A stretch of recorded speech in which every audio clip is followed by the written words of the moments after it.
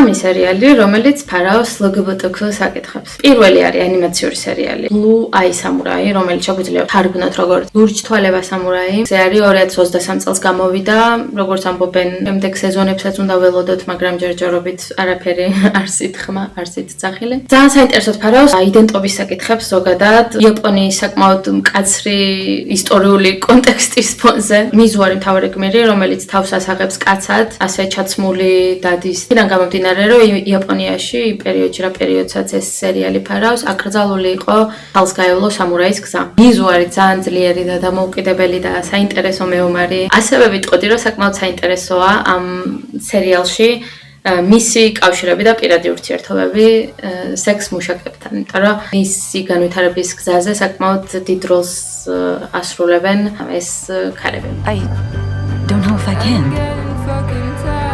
Stop running to and from men and decide what you want for your fucking self. I want to be in control of my life. Then take control of his. მეორე არის Long Story Short, ანიმაციური სერიალი არის, რომელიც გამოვიდა მე მგონი ან წელს ან წინა წელს. ძალიან საინტერესო არის, ერთი სეზონი არის, მოკლე არის, რამდენიმე სერია არის, სულ 2 დღეში შეგიძლია უყურო. ამ სერიალში შეხვდები LGBT ადამიანებს, ლესბოსელი წყვილი არის, რომელსაც შვილები ყავთ.